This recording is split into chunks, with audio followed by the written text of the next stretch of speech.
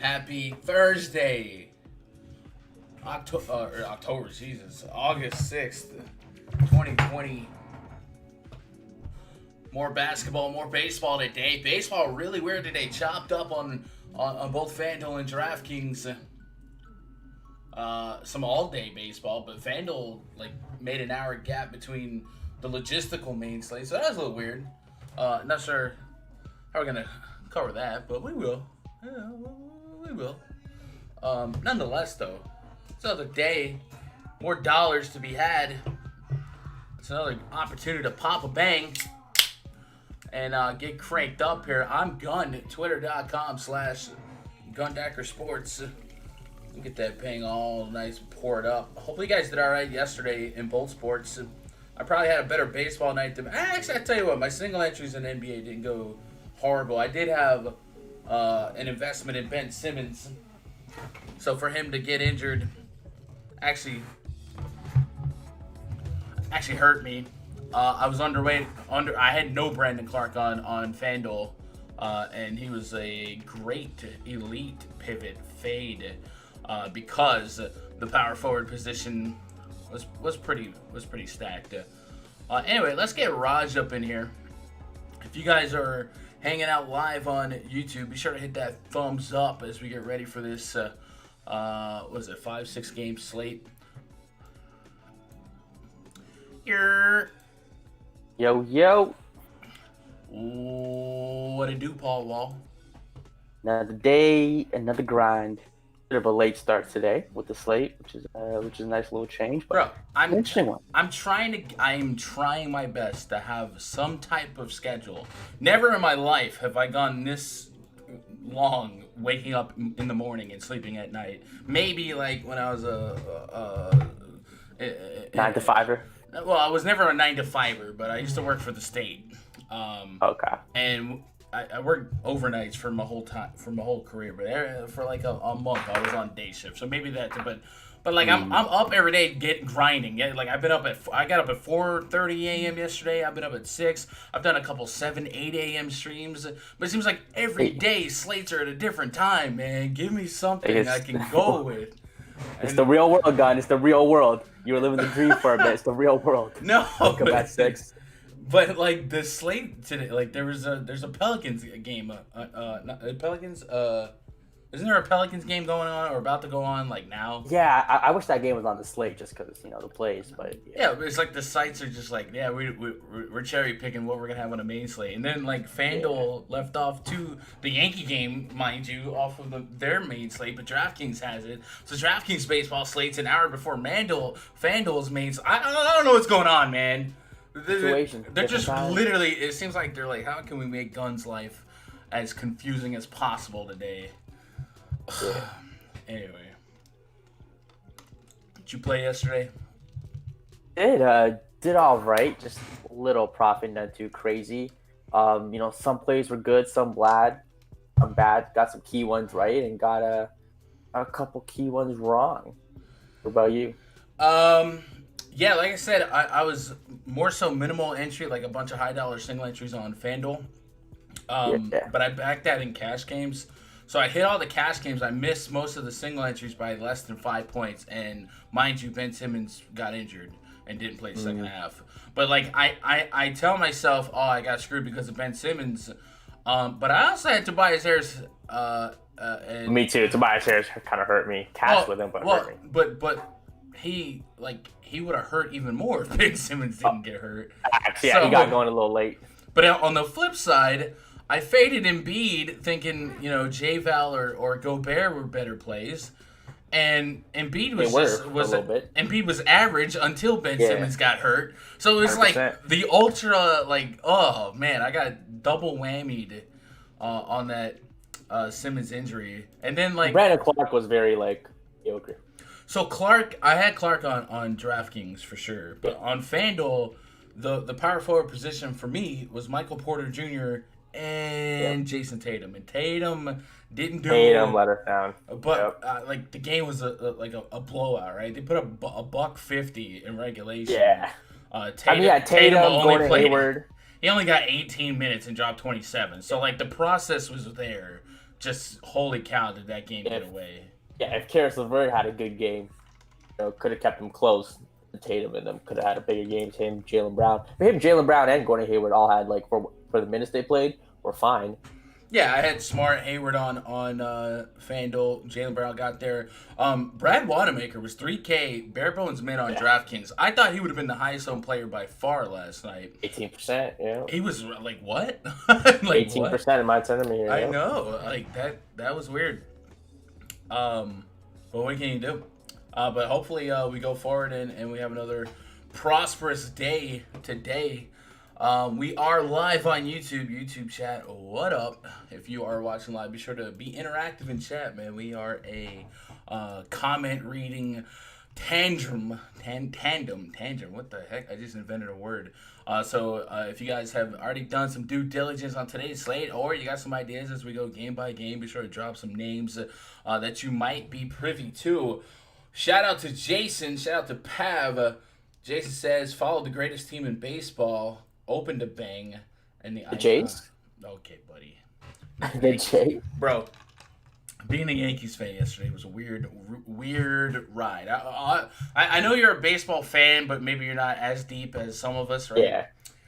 You have to know about the Angel Hernandez, like the folklore of Angel Hernandez. He is one of the worst umpires, probably the worst umpire ever. We know the guy. He's kind of jacked though. Hernandez. Anyway, he's so bad. He's so bad. Yeah. But like, he sued baseball. Was it last year or the year before for like racism? So like he kind of put baseball in a position where they couldn't fire him because then it looked like a white guy. No, his name is Angel Hernandez. Come on, bro. Yeah, no, but I remember. He looks his white. face. He looks pretty white. Yeah. Anyway, so like baseball is not gonna fire him. Baseball doesn't really fire umpires anyway. But this guy's so bad. Like, he's historically bad. When he's that bad that players and fans alike all cringe when they know he's assigned to their game. And he was the home plate umpire in Game 1 of yesterday's Yankee-Phillies doubleheader. And this year, doubleheaders only go 7 innings. Well, the Yankees were getting bludgeoned early on, and then made a run in the top of the 7th inning. Had an opportunity. They had bases loaded. Judge hit a bomb, and all of a sudden, like the go-ahead run could have been at the plate. Really, the winning run if the call would have went the right way. Anyway, Angel Hernandez screws up a call, and he calls a ball a strike, and long story short, we lose. But it's just like, how many times is Angel Hernandez just going to ruin a game and a baseball experience for fans and players? And yeah, I mean, when it comes to balls and strikes, I mean, I used to umpire. That was actually my first job ever. Hold on. I know what you're saying. I know where you're going. Yes, sure. But when your job in life, when your job in life is to do that, but not only that, in the playoffs last year, he was the first base umpire in the Yankees wild card game, I think, and he screwed up 3 calls. 3 calls had to go to review, all overturned in the first couple innings. Like, it's not just balls and strike. He's that bad. Anyway, let's get back to basketball. What up, Darian? What up, Dexter, Pope, Van Jones? The slate is so good. I normally make 1 lineup. Had to make 3 today. Oh, we like that. Where's the kitten at? Kitten's not making noise. I still have it. I'm trying to rehome it, but I still have it. Not making noise. What up, Hasano? Greatest team in baseball, Nats. Okay, buddy. Angel is the balance we all need. And okay, listen here. We don't need the sass, the sarcasm, sir. Oh, man. Oh, dude, this bang is so good. So good. Diet Coke, Diet Pepsi gets the job done for me. Nah, I need 300 milligrams of caffeine. Anyway, let's start chopping up some basketball. We'll do the plugs a little bit later, but you guys know the drill. We're going to be using the RunDFS.com NBA VIP spreadsheet. So if you guys are liking what you see, you're like, oh man, that is very aesthetically pleasing to my eyes. I'll tell you how you can get access to it later on in this show. But let's get cranked up here. 2, 3, 4, 5 games on today's slate. Staggered slate. We do have 2 games at lock. The Milwaukee Bucks, quote unquote, hosting the Miami Heat. We got a projected starting 5 for the Heat. of Kendrick Nunn, Duncan Robinson, Jay Crowder, Bam Adebayo, and Kelly Olynyk. Taking on Eric Bledsoe, Wesley Matthews, Chris Middleton, Giannis Antetokounmpo, and Brook Lopez. A 2-2-2 and another 1-2 total with a 9.5 point spread in favor of the Milwaukee Bucks. The story here for the Heat, Jimmy Butler expected to be out yet again. Was a late scratch on that last slate. He's dealing with a sore right foot. The Heat initially listed Butler as ankle soreness, but now he's being listed as out with a more general sore right foot injury. It's unfortunate that he'll miss the second game in a row with such a minor ailment, but for the Heat, getting through these seeding games healthy will be their main priority. While he's out, expect more run for Tyler Hero, Kendrick Nunn, and Kelly Olynyk, with Bam Adebayo being asked to do a little bit more. Kelly Olynyk has been on a nice little stretch of being a solid value play. However, he did get himself a nice little price increase to where he's $4,800 at this juncture. We essentially need and want 30 fantasy points in return. Against Boston, he shot 4 for 11, had 8 assists. I didn't know that was literally possible for Kelly Olynyk to have 8 assists.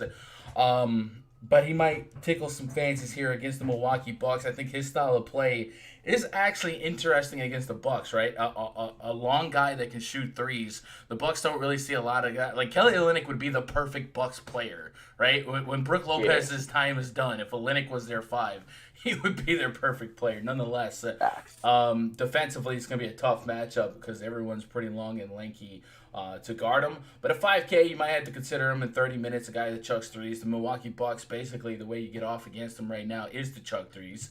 So he certainly enters the conversation.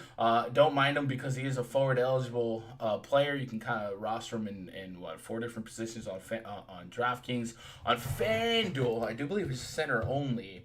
And that gets a little bit tougher because, giving up that center spot, especially a center spot that has like Ayton, Jokic, and Nurkic, I mean, that's a lot of raw points that you might be foregoing. So on FanDuel, he's probably not going to be super high owned or anything like that. Adebayo is a power forward on FanDuel. He's just under 8K on both sides. I think the Heat generally, like, I'm looking for their chuckers, maybe Dragic. Duncan Robinson's a curious click on FanDuel, 4,300. But generally speaking, I mean, this game projects to be a little lopsided in the Bucks' favor. The Heat are scrappy, right? He surprised some I think this game's staying close. I just like the way they play with these scrappy guys. I think this game stays close. So from a fantasy perspective, what are you doing from rostering? I mean, it seems like you might, if you think this game's close, you might have to have 3 Miami Heat guys in every lineup. If Goran Dragic sits as well, he sprained his ankle a little bit, came back negative, but I'm going to assume he sits, keep him safe. Guys like Kendrick Nunn, Tyler Hero, Duncan Robinson, Kelly Olynyk, and Bam, all 5 of those guys. You might just want, 30% of each and mix them in, if not more. Tyler Hero at his price, you can even get more. Kendrick Nunn, if he's running the show at point guard, what he can do with his upside. Duncan Robinson, probably going to take 12, 15 shots. You're way more confident in the Heat than I am here from fantasy perspective. Like, I think there's a chance maybe they surprise people and keep it a little bit closer. Obviously, the Nets surprise people. I think this Heat team is better than that Nets. I don't know how often all of those names you mentioned, the guards at least, the Heat, the Nuns, the Dragic, even Duncan Robinson, how often they all coexist. But Dragic, I think, is out. Dragic and Butler are going to be out. I did not see that about Dragic. Is that he sprained his ankle last game? No, he's questionable, but he sprained his ankle last game. You think they're going to force it? I mean, we should have that news first. So if he's out, that would open up 30 minutes of opportunity, and maybe that does appeal me a little bit more for Nunn and Hero. Hero would be awfully cheap. But I would need, if Dragic's in, then I'm much less. That is different if he's in. I just expect him to be out. Is it a back-to-back for them? No, it's not, but he sprained his ankle. He's a little older. Be cautious. Andre Iguodala really cheap on DraftKings, 3,300. If he's going to get an opportunity at those high 20 minutes, I think that's a chip in a chair, right? You could put him in guard. A Giannis stopper? Yeah, okay, buddy. So the Um, guy has been regarding him most. 28 DKP against Boston on the fourth. A little bit of everything, right? Not going to take a bunch of shots, but 8 rebounds, 4 assists, a couple block steals.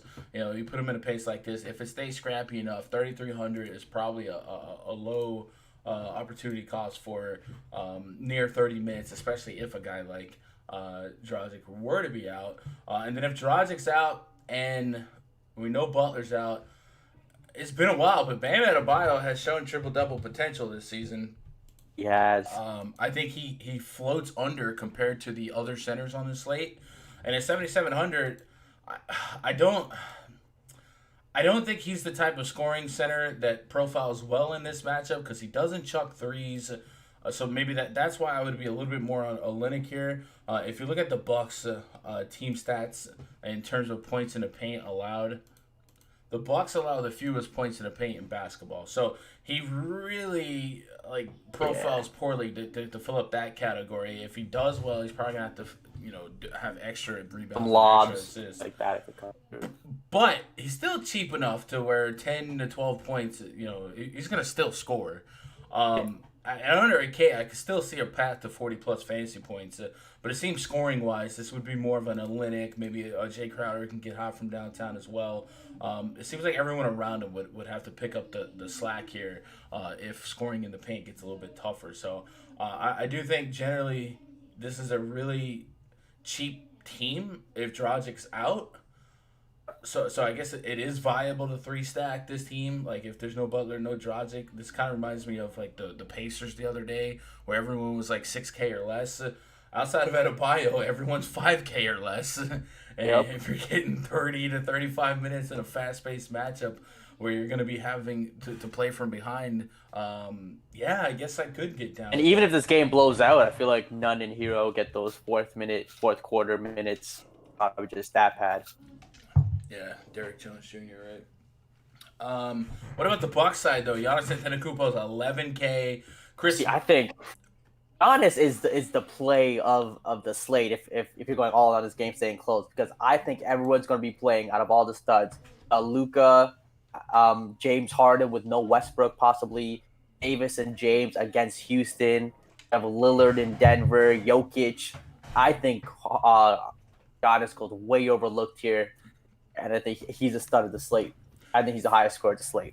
So John Bust in the chat says Bucks sat their starters entire second half versus the Nets. Worried about that today too. So here's what I would say. Here's where I'm at on that. It is a concern because the Bucks are locked in, right? They have nothing really to play for going forward.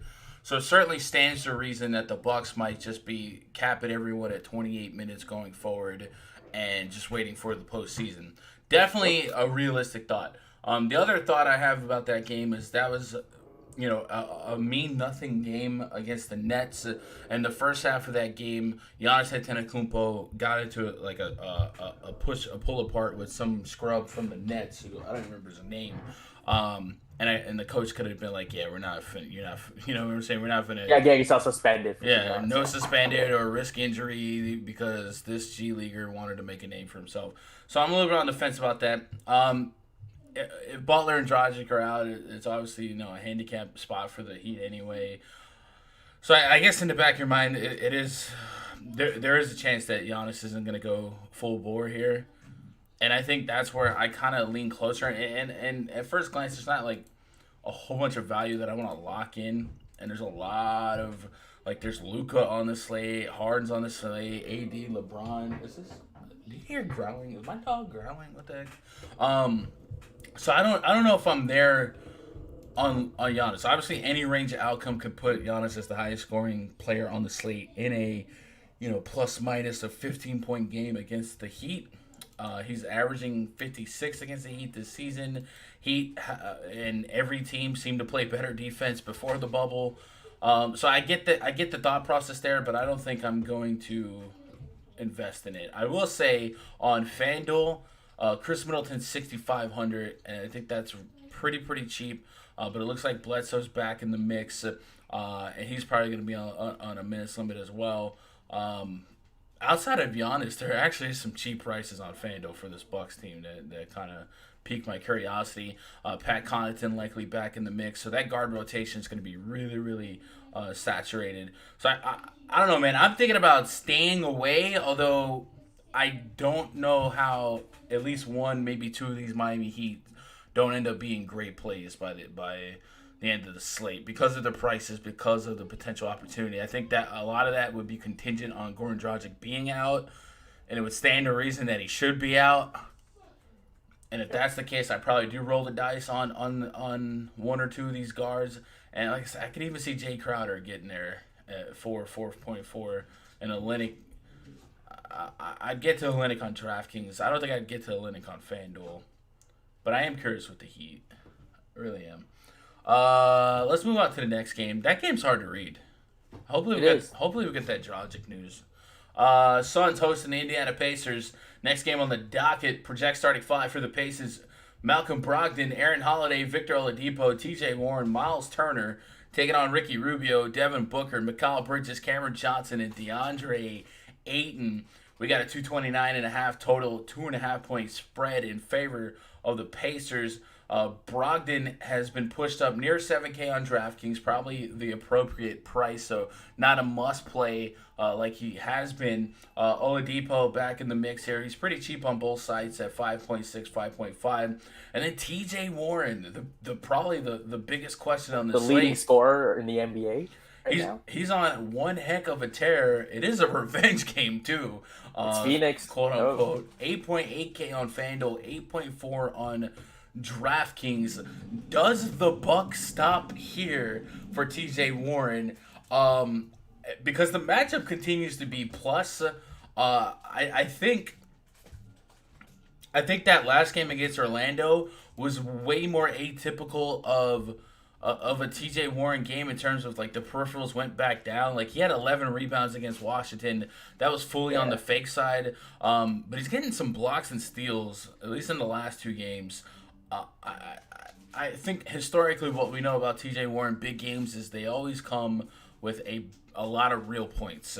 And every now and then these double digit extra peripheral games seem to be a little bit outlier-ish. Or anomalaic. So 8.8K, I think you still dabble here, right? The minutes will be there. Yep. Obviously, his teammates understand he's on some type of tear. You know, he's gonna push 40 minutes. Yep. But how much? Like, how much is too much TJ Warren on it? I just keep him at 20% at that 8.4 price tag on DK. There's some downside there. He could go back to shooting, 5 for 18 instead of the 13 for 18 he's shooting every night these days. But I think you want some. It's Phoenix. This game could shoot out easily. I mean, I do love Brogdon's questionable. So I mean, Oladipo, Warren are really the two. Brogdon's been questionable. And until they tell me he's out, I gotta assume he's in, right? He's been dealing with a neck, right? Okay. So he had Q-tag his last two games. So I don't know. It's possible he misses, but he's been playing with a Q-tag the last two games. Okay. So I mean, even if he's in, I think, like you said, the team knows he's on a tear. Oladipo's still working his way back, so Warren should still lead this team in shot attempts. 30 real life points. Another question, and it's Phoenix. Want to play him, DeAndre Ayton, Booker, and a game stack or whatever, I'm with it. Yeah. So Booker and Ayton, I think, are a fun combo to load up on. I think Ayton's cheap. He's very cheap. I think if we look at that last game for Ayton, I think it came with a little foul trouble. 3 fouls. He just didn't get the rebounds. No, I'm thinking of Porzingis. 3 fouls for Ayton. That I'm not too worried about that. He was pretty high owned against the Clippers, but yeah, rebounds a little bit low. But those minutes, 38 minutes is just way too low. We know Miles Turner is not going, and T.J. Warren, those two are not going to fight you too hard for rebounds. So it's a great spot for DeAndre Ayton to go get you a double-double at an extremely low price at $7,200. So Ayton's probably one of my favorite points per dollar slate. He is the cover boy. Indiana is allowing the second most fantasy points per game on this slate to opposing centers. And Devin Booker, 8,300. So I don't mind. There's a couple of handcuffs I like on this slate. I think Luka and Porzingis is a good handcuff, but they're going to cost you a little bit more. But Devin Booker and Ayton is going to cost you less than 16K and will likely net you over 100 fantasy points in a positive script here. Give me that.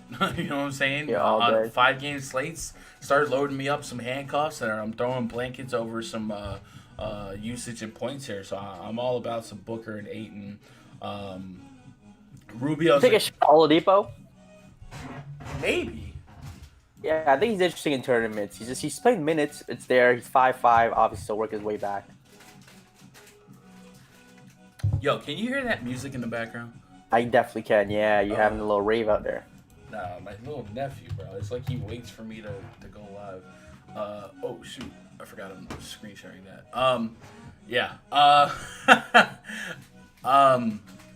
Yeah, Depot is very interesting to me because the minutes are there in close games. At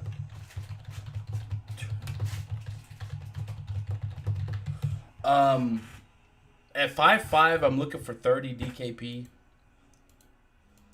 The matchup is soft enough. He got 32 minutes against Philly. Yeah, I'm okay with that. I'm alright with it too. At that price tag, Victor Oladipo, and if he has that breakout game, I mean, this game next to, this game could be the high scoring game. If the Houston and the Lakers don't care because the Lakers are kind of locked into their spot, I can see this game really going off the most. Yeah, I could scoop up. What do you think about Turner? Turner gets lost in the sauce here. Yeah, with all the centers today, I'm just not getting a ton of him right now. It's just kind of tough to get there. I don't hate the play. Again, DeAndre Ayton, not exactly a defensive stud. So, I mean, at his price tag, if you want to get to that, mid-tier center at 6K, 6'2", I don't hate it. Could give you 36, 30. Yeah, I'm giving you 34, 36 past couple games. You'll be okay with that. If you can touch 40, that'd be great. What's possible? Doing some scoring too, 17 to 21 points the past couple games. Gun, you here? I think we lost Gun, or did we lose me?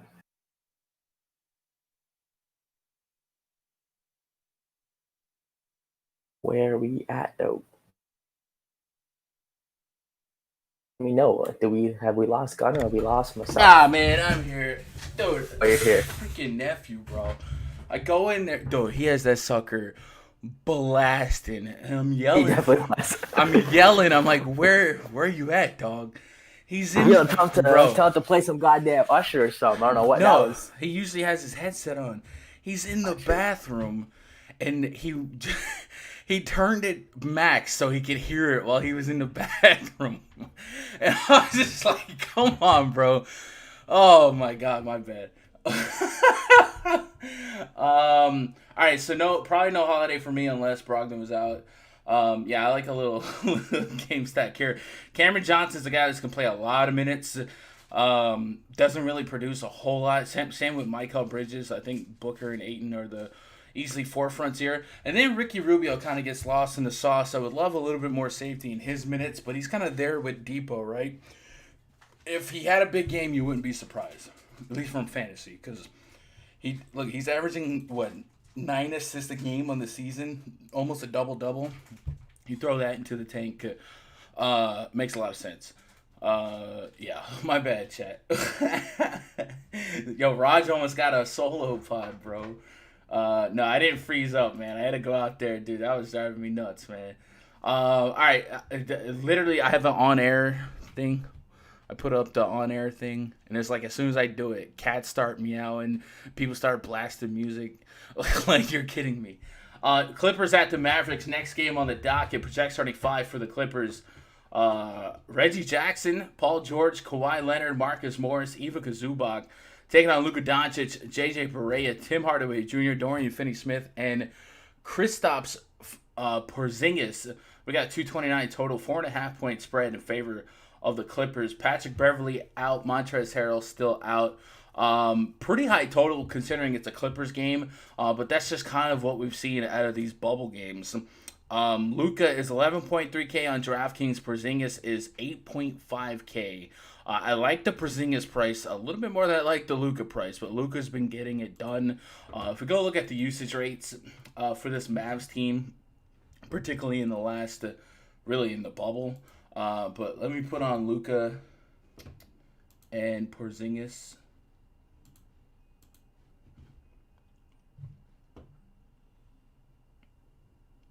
And I wish there was a way I could set the time. Let's see. Anyway, usage rates for Luka and Porzingis. Luka's at a 36% usage rate. Porzingis is at 25. That pushes his 38 lately as well. Luka and Porzingis have just been the two guys, and everyone else is just breathing air for the Mavericks. And Porzingis was the guy that I meant to mention earlier as the one that got into foul trouble last game. 27 minutes against Sacramento, fouled out, was still far greater than a point per minute. So I do like them as another handcuff. I like Booker and Ayton as a handcuff, but gotta love Porzingis and Luka as a handcuff.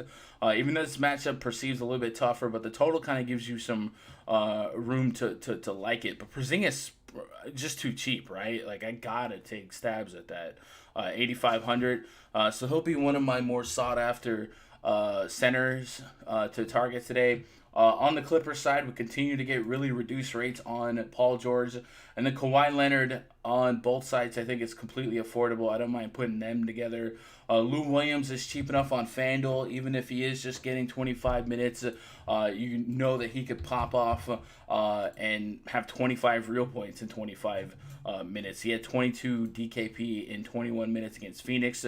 Shot 3 for 8. Good chance you can get to double-digit shot attempts here. So a lot of names that pique my curiosity.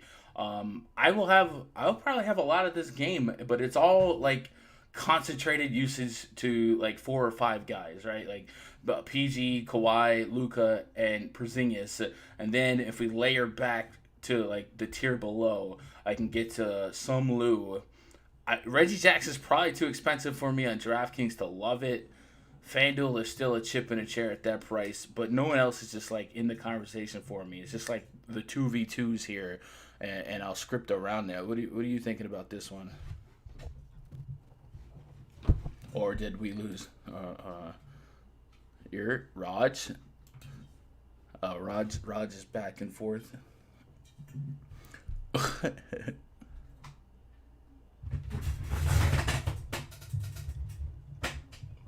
We're having a grand old time. Unplug, replug. All right, Raj.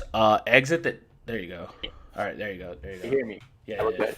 I was gonna say, I mean, with all the Miami value guys I expect once Dragic gets ruled out, I don't think you need anybody else like a Reggie Jackson, a Tim Hardaway. Those guys, just Luka, Porzingis, Kawhi, Paul George. Yeah, probably gonna have a good amount of Luka. Didn't play enough Booker against the Clippers. Maybe gave their defense a little too much respect. Luka's a little better, so I think he can still get you that 60, 65-point game here. And Porzingis, again, I don't think anyone on that team could guard Porzingis. So Luka, Porzingis, Kawhi, and Paul George, pretty standard. Yeah, I don't think there's any like other secrets here. Chat, what are you guys doing with this one? Luka and Poor got a ton of usage. Yeah, I think that's like the end all be all right there. It's like that's a 2-man combo that you put Porzingis and Luka together. At these prices, you have to have 100 fantasy points, but I love when you can put 2 guys together and know that, like, yeah, there's a good chance I'm getting 100 fantasy points there.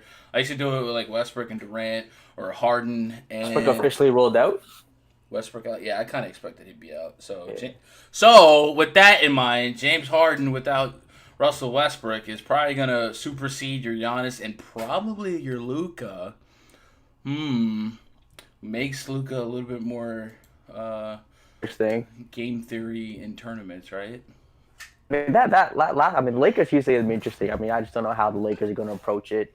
Westbrook, just Harden. They want to make a statement against Harden. Like, does LeBron be like, I'm just going to lock him down this entire game, forget scoring, and just let him know that's what's happening in the playoffs? Yeah. We'll run the numbers later, but I could easily see the case, Luka gets Kawhi defense, Harden, no Westbrook. Like, Harden's gonna supersede in ownership, right? He has to. He's going to be the highest owned guy in the slate. You would think so. With no Westbrook, he's usually at like 40-50% ownership. In a 5-gamer in the bubble, it's probably going to touch 60, maybe 70. Yeah. Mike Lowry, what up, dude? Harden's gonna be the chalk. He has to be. I mean, there's no argument against it. Rightfully so. Yeah. All right, let's move on to the next game here. Denver Nuggets hosting the Portland Trailblazers. Project starting 5 for the Blazers. Damian Lillard, C.J. McCollum, Carmelo Anthony, Zach Collins, Yusef Nurkic taking on Jamal Murray, Torrey Craig, Michael Porter Jr., Paul Millsap, and Nikola Jokic. A 230.5 total, 4-point spread in favor of the Portland Trailblazers. Blazers have been a fun team, stackable. Lillard, McCollum, and Yusef Nurkic, and even Melo. I mean, this is a team that I think is playing for more than any other team in basketball right now. I don't think anyone can disagree with me there. If you look at the Western Conference standings, we'll bring it up. The Blazers are in the 9th spot. It's very logistical that they overtake the Grizzlies. Grizzlies have been losing. They lost Jaren Jackson, so that if the Blazers just keep balling out, they're gonna get in. And you're seeing the will in the game log. You're seeing 40 minutes from Damian Lillard every game, right? You're seeing Nurkic out there showing his degree from Ball So Hard Tough matchup for the Lakers in the first round. Portland, that's a scary matchup. Yeah, but I mean, it's better than no matchup first round. Yeah, true. So like, there's no team playing for more than the Blazers are right now. There's just not. So you can scoop up so many minutes, 40 minutes from McCollum, from Lillard, 30 plus from Nurkic, revenge game. And even Melo's out there, get it done, hitting game winners and stuff like that, 5,600. So this Blazers team, you can give me 4 of these 5 starters and put them in my player pool, and I can min each one of them at 25% and like 100. Nurkic has a good history against Jokic, right? 1v1s. We can run that. Yeah, run that. Sure, he has. Always smashes against Denver, but double check that. Stab use. Yusef Nurkic TKP by game log versus Nikola Jokic last 10 games. 35, 41, 47. This is 25, 29, 30 minutes, though. So 35, 25 minutes, you quantify that. Give them an extra 7 minutes. It's definitely a opportunity for more. I would say this, like, there's some cheap centers so far, or I would say cheaper center, right? Porzingis and Ayton are looking good, too. And I know Nurkic has been absolutely crushing it. But is this... Now he has to crush it at his price. He has no choice. Mm-hmm. Really 600 cheaper than Jokic. Memphis and Houston, probably 2 of the softer, more favorable matchups you can ask for. My man had 19 rebounds against the Rockets, bro. 19 rebounds. Sounds about right. I'll take the under on 19 against the Nuggets. Coming in before 9-9 the 2 games prior, but he's still like that. That's not to take away from Nurkic. He's one of the most complete players in the league. The blocks, peripherals are there, and he can score. So I definitely still like Nurkic at 9K, but at that price point, we need what he's doing, and who knows if he gets overtime to bail him out if he's not. So I will have Nurkic in the pool, but I think I have Ayton. Is Ayton 1, Porzingis 2, and then 3 Nurkic? If we had to go like tiered exposures, is that how you would roll? Ayton 1, Jokic 2, Nurkic 3. Yeah, I mean, Anthony Davis? Anthony Davis, 10-3 against Houston. I'm talking like centers. Okay, centers. Centers. I mean, Nurkic is power forward, so too. But yeah, I'd probably roll with that for just those 3. Well, for us, I'd be crushing FanDuel, but AD is a power forward on FanDuel. So on FanDuel, Nurkic is your 9-1, Jokic is 8-9, Ayton 7-5. I guess Porzingis is a power forward over here too. So I still on FanDuel, Ayton's a $1,400 discount from Jokic. Price, points per dollar. It just seems like this is it's hard to see Ayton bust at 7-5. Yeah, I mean, if he should be good for 40. He has 50-point upside at 7-2 on DraftKings. Mentioned the price on FanDuel too. definitely probably the top play at center. Let's run it back here. Jamal Murray questionable with that tight hamstring. If he's in or out, and we may not have that information. It's an 8 p.m. game. Michael Porter Jr. 6'4" on DraftKings, 5'5" on FanDuel. So I think on FanDuel I just do that. The caveat there's really not a caveat, but the caveat there is, would you rather have like an AD Porzingis line fading MPJ and his likely elevated ownership on FanDuel, and just kind of run it backwards from there? I think it's that's a plausible approach because we do anticipate some value out of like the Miami guards should Dragic be down. And then, of course, if you're building your lineup backwards, you're probably not going to have Harden, although in FanDuel, anything is possible. But it's hard to argue against MPJ. At 5'5", I think there's way too much meat on the bone against Portland. Even at 6'4" against Carmelo defense on DraftKings, that small forward, couple forward spots. I hate Michael Porter Jr. I mean, a lot of people do, but it's just no. I mean, I like watching him, but it's just like for some reason you just feel like it's coming to where one of these games is gonna get benched after 17 minutes because he looked at Malone stupid, or he decided to. You watch the games. I mean, Jokic really looks for him. Yeah, no, I mean, he should. He's a great scorer. Vaccinations or not, he's a great scorer. I think he's too cheap. The opportunity cost is too low on both sides. This is kind of like where TJ Warren, like after the first game, people still like resisted it. The process, and this was my answer the last slate, where people were like, do we chase Porter? If Jamal Murray's out, the process says you still play him, right? No Will Barton, or potentially no Will Barton, potentially no Gary Harris. Those are minutes and shots that need to be replaced, and they're not being replaced by Torrey Craig, and not really by Monte Morris. So, the process says you keep playing that if that's the opportunity. Let me go look at the Denver injury report just to kind of see if I can get caught up. Jamal Murray left hamstring remained on the sidelines for that's an old report. Will Barton and Gary Harris have been ruled out for wins against the Spurs. I would love to have like official word on Harris and Barton, but I think that's the kicker for me. If Barton's out, for sure, yes. And then if Gary Harris is out, I mean, that's 60-plus minutes that need to be filled from those two. And then even then, we probably shouldn't anticipate them to just soak up those minutes right away if they came back in, right? So has there been any news from like the Nuggets camp today?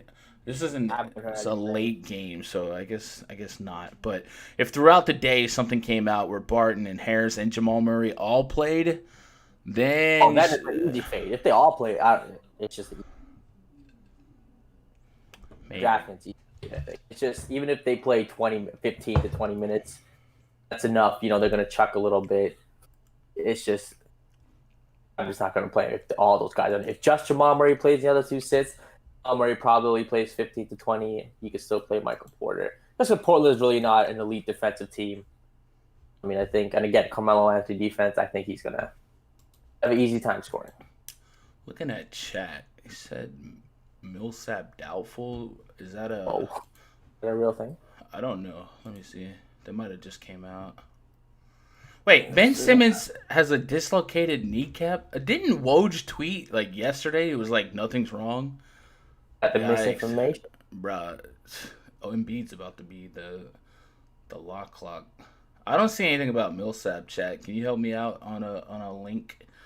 Somebody said, or Jason said Millsap doubtful. I haven't seen that, Jason. I'm not saying I don't believe it. I'm just saying I haven't seen that.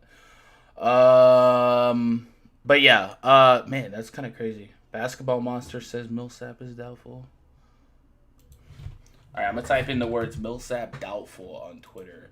I mean, so now Michael Porter's going to play some 4? Or Jeremy Grant sliding there? If that's true. Give me a minute. I don't want to spread, like, misinformation just yet.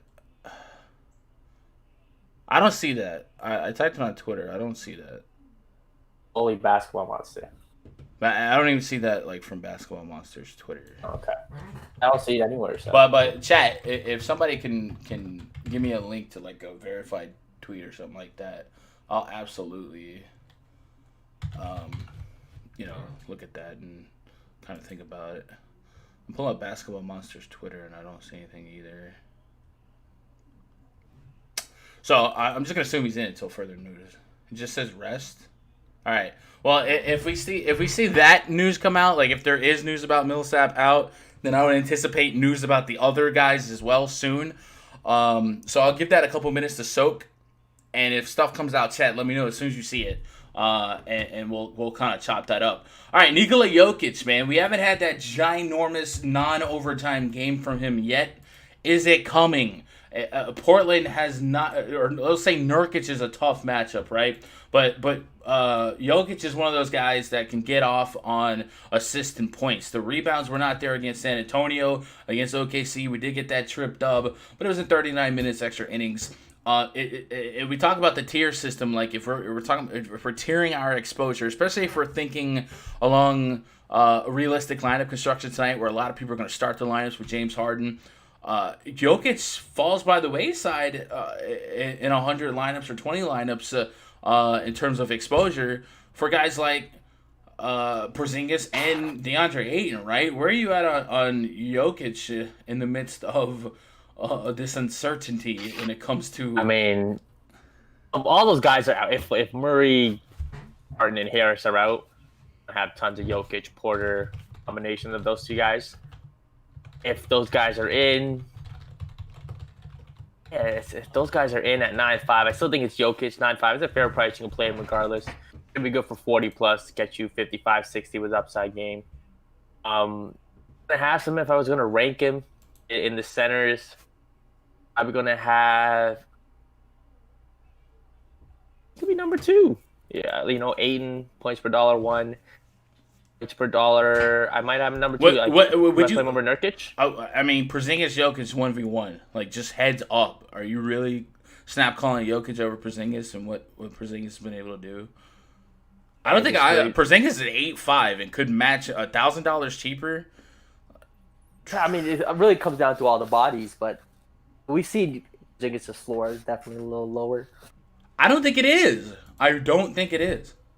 Porzingis. I'm telling the usage on Porzingis is nuts right now. The only reason why he didn't get off against Sacramento is because he fouled out in 27 minutes.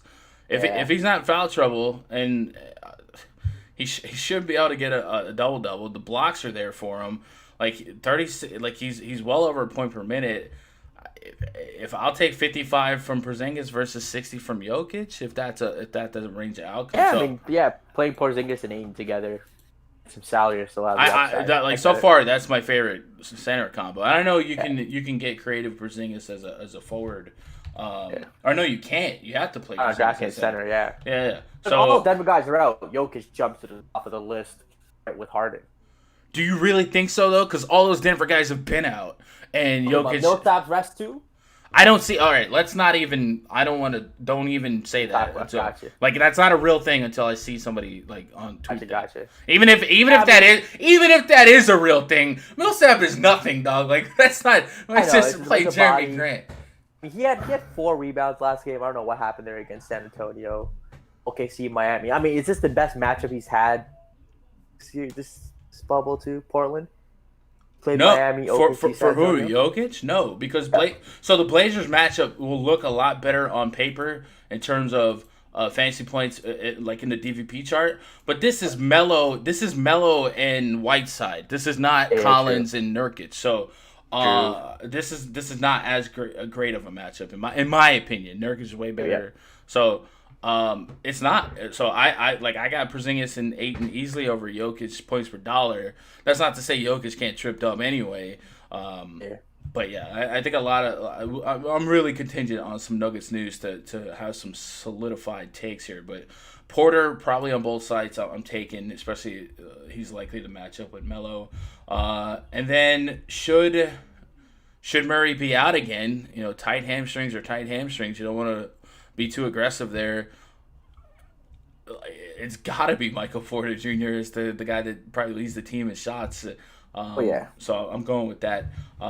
We spent a lot of time on this game. We got one game left on the docket, so let's take a pause for the cause. Remind you guys that all day. We will be grinding in that RunDFS.com VIP Discord. If you guys want to jump in that, be sure to go to RunDFS.com, get yourself a subscription. This will get you access to the Discord. The Discord's you can download it on your mobile device, on your desktop. There's over 60 cats in here grinding all different bankroll levels. We've seen a 20K win 2 days ago. We saw a 10K win in NASCAR last week from the same kid. We saw ECW turn like $20 into $2,000 2 days ago. Like, there's a lot of bankroll levels hidden, and we would implore you guys to come be part of the community, have some fun with us. We have voice chats throughout the day. We'll have a 2-hour voice chat after this, leading up until NBA lock. I'll have a 2-hour voice chat for baseball later today, and then when stuff hits, important news hits, we hit that everyone tag, and this is a team. Everyone's notified, and you'll also get access to my spreadsheets. My baseball spreadsheet's a monster. My basketball spreadsheet's a fun little tool too. And in those spreadsheets, I'll be dressing up my personal player pool. And you guys can compare your pools to mine, get some ideas, throw some ideas at me. And yeah, it's a really cool way to support the stream, support RunDFS.com. So if you want in on that, RunDFS.com, make an account, VIP passes, find a pass that's right for you. It's every pass, covers everything, and we'll have football in 3 weeks, knock on wood. And we're just making money. Main event tonight, Los Angeles Lakers project starting 5: LeBron James, Kentavious Caldwell-Pope, Danny Green, Anthony Davis, JaVale McGee, taking on James Harden, maybe Ben McLemore, Austin Rivers, maybe Daniel House, Robert Covington, PJ Tucker. Knowing Westbrook's out now, it definitely shakes up this Rockets lineup a little bit. And then we know that Eric Gordon's still out as well. So I'm going to put Austin Rivers in here for now, kind of the veteran guy with a little bit of history. And we'll run some usage notes. And the Lakers were initially a 1-point favorite. Now that we know Westbrook's out, we'll see if there's any line movement in Vegas, or if it's even happened yet. They might have just pulled the line off. Still at 1.5. So maybe they haven't reacted. Maybe people have pulled this off the board yet. We did see the total drop from 230 to 226.5. So we'll keep an eye on that. I do want to go to the on-off court tool here and just kind of paint a picture for the Rockets. If we put James Harden on the court, and then we come over here and we take off. We'll take off Westbrook and Clint Capella, right? Just two big usage guys from the past, and Harden on, and just kind of run that usage as is. Not that you guys need me to tell you that James Harden will have a lot of usage, but Harden has a 46.1% usage rating. Yeah, I mean, it's Harden without Westbrook. That's nuts. That's insane. 50 points, 10 rebounds, 10 assists. Very possible unless it's just double and triple team. Yep. So James Harden will likely be one of your more sought-after players on FanDuel at 10.6K. FanDuel is really easy to squeeze guys in.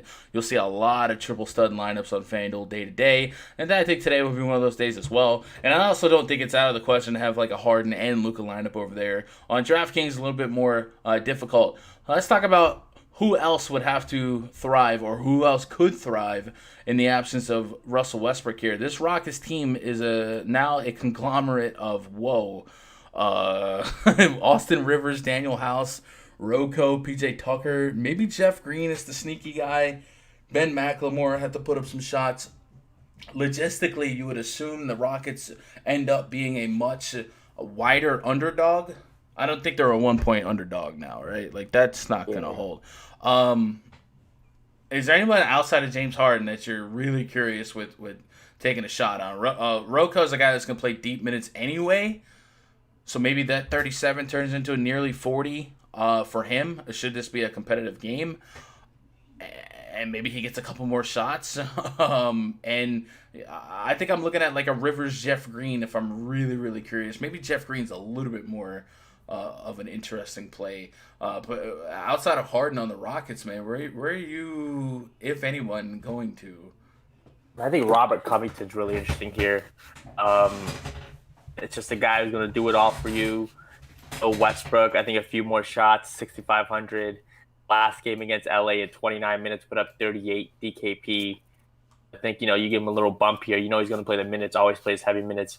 I think he can get you, 35 plus, close to 40 DraftKings points here next to Harden. Other than him, if you want to take a shot on a guy like and Macklemore, no Eric Gordon, Ben McLemore, Austin Rivers, one of those guys could get you 20, 25 DraftKings points. Don't hate it if you want that. The Lakers, I think AD could just smash here. I'm talking 70 DraftKings points. 40 and 20 type of game here. Love him too. Let's talk about the Lakers side here. Obviously, LeBron James at 10.5 and Anthony Davis 10.3. Like, that's another combo you could put together for 100-plus fantasy points. There's a lot of combos like that today. Is JaVale McGee interesting to you? Dwight Howard out. JaVale McGee, I could push him to 20 minutes. This Rockets team has no body that I think I'm taller than everyone on this team. Like, it's a short team. Centers against the Rockets, there's some opportunity there. I think you can't give up a center position on DraftKings. But maybe like if you were really trying to stack like a Davis at forward, LeBron, trying to get exposure to like a Harden, Luka or something like that, maybe you do give up one of those center spots. Is 20 minutes of JaVale McGee. There's more than 0% range of outcomes that it gets you 30 against the Rockets. And I'm not saying that's a common, but we've certainly seen JaVale McGee get off in 20 minutes. And I feel like AD slides to the 5 for most of this game. I think they're going to experiment. I think they might experiment with a Dion Waiters or just try some things against this Houston team. Sure, but there's still potential for McGee to get 20 to 22 minutes. I don't know. I just think maybe it's something like a showdown slates where I should be creative with the idea of a JaVale McGee. But it just feels like with no Dwight, this matchup is super pristine. There are a couple games this year where you play like 30 minutes and just drop like 40, 50 DraftKings points. Bro, you remember last year JaVale McGee dropped 70 fantasy points? 70, chat. Like, I know you guys don't know JaVale McGee. He dropped 70 last year, bro. It was nuts. So like it's in him as a value. Like I think the center spot is a very lucrative spot. I love Ayton. I love Porzingis. I love who else? Love Ayton, Porzingis, and Jokic. But if you wanted to make a wacky reverse lineup, loading up on like your guards, your LeBrons, your Hardens, even Devin Booker's out there. Like I don't think JaVale McGee's a crazy take if you're going against 130K entries. I don't know. We just talked about Nurkic had 18, 19 rebounds. Like there's some double-digit rebounds and some block attempts to be had here for JaVale McGee. Now let's talk range of outcomes that the Lakers blow the Rockets out. Like I thought that 1-point spread was a little soft anyway, but without Westbrook here, like the Lakers just haven't looked that great. True, but this is a lineup around James Harden, man. That's tough. This is that. I like that 50-point, 10 rebound, 10 assists. If he goes, all the way off, though, it seems like he struggled a little bit against the Lakers this year. Shooting 36%, averaging 44 DKP. Yeah, let's look at the live chat for a little bit. Bump for Rocco at 6.5K. Certainly can't be a downgrade for Rocco, right? Like Westbrook absence logistically has to help everyone. Even though Westbrook is a facilitator and will pass the ball around, but it can't hurt Rocco. I think. House Green and Ben Mack going to get most of those shots. Yikes. Do you think the Lakers care about winning these games? I think they care about not getting embarrassed and having to walk off the court before the game's over. You know what I'm saying? They want to get right. And it's not like, quote unquote, these games. The Rockets are a team they can run into in the playoffs. And they might want to send a message here to Harden. Yeah. So it's not like they're playing like, the Nets or something. Like this is a team that they could see. With no Westbrook, things changed a little bit, Is Dwight confirmed out? I had him. It might be a rollover out tag from the last game, but I have him. Let me double check that for you though. I feel like customer service Dwight Howard. Sore right knee has been removed. That's for Wednesday. So it's still a lingering out tag from the last game. But if he's out again, I'm a little bit interesting. Dion Waiters over Javal.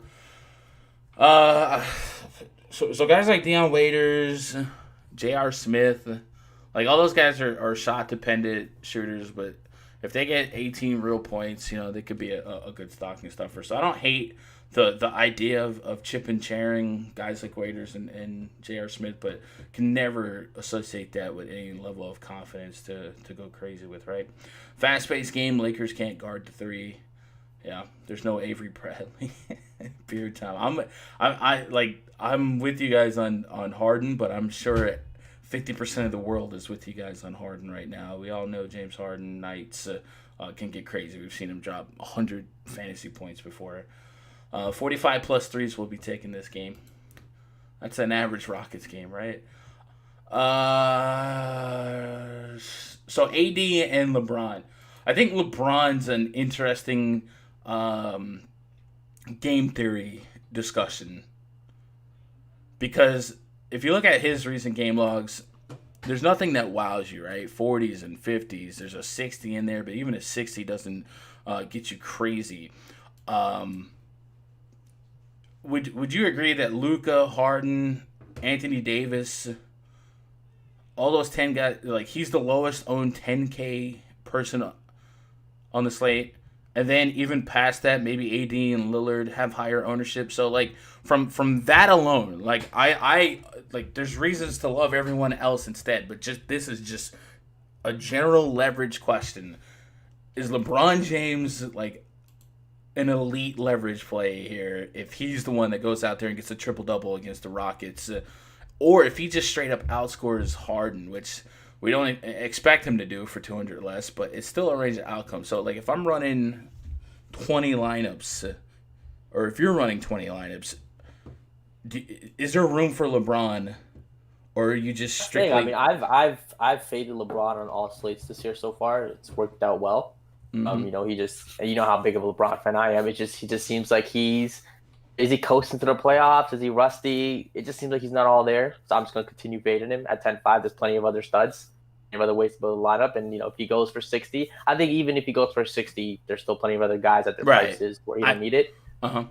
I agree. He probably needs like a 70 for you to really kind of. That was completely an ownership leverage like discussion. Yeah, like I understand the cases for Luka and Harden and all that, but like at the end of the night, if LeBron drops 85, are we surprised in retrospect? Because we know it's in him, and then if he outscores these other guys by 10 fantasy points, it makes him the guy. So I'm just a little curious there, because we know that Rockets team's already not defensively sound, and it becomes even. This is really it's going to come down to. I think if Davis or LeBron has a big game, if Harden has less than 40 real life points, I think the game doesn't stay close at all. Right, and that's also my thought process here on Luka versus Harden or AD. Like, is Houston going to hang in there? And I might be overrating the Lakers because they have been playing a little suspect, but this is a James Harden and everyone else team. Like, only in basketball would this game still be a single-digit spread with James Harden be the only. We saw LeBron defense on Kawhi and Paul George late game, and he might just try to do that to Harden. Game just because there's nobody else.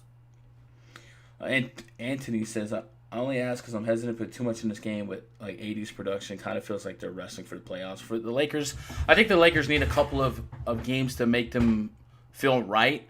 But like I said, these are teams, the Rockets, these are players, these are matchups that could be the Western Conference Finals. So I think if you're getting an opportunity to play teams that you might see in a couple weeks for games that really matter, you need to see what works today.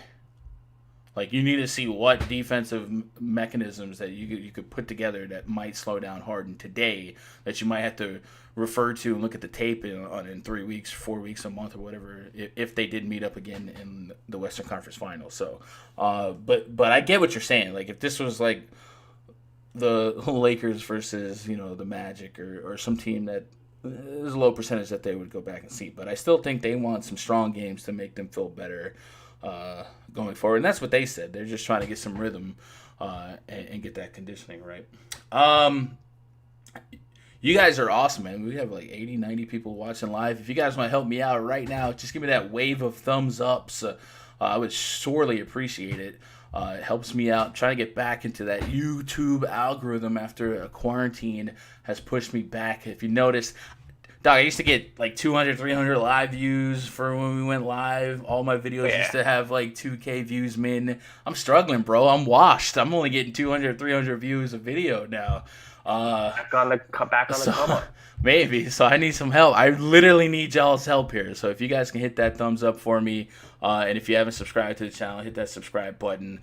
I don't know if I will have time for a baseball stream today. I'm gonna try my best to try and make something. Because there's 7 games on the DraftKings main slate. There's 5 games on the baseball on the FanDuel main slate. It's very awkward. If I don't get a baseball stream out there today, please forgive me. But I will definitely have full coverage for baseball in the premium side of things, the Discord, pre-lock chat, all that stuff. So just kind of know that there's at least a chance that there's no baseball stream today. We'll see. Mike says, Gunn, I think you're giving Lakers too much credit. I see the Rockets keeping this close. They might. I mean, like I said, I'm keeping an eye on this Vegas line here. I think that will tell the story for me.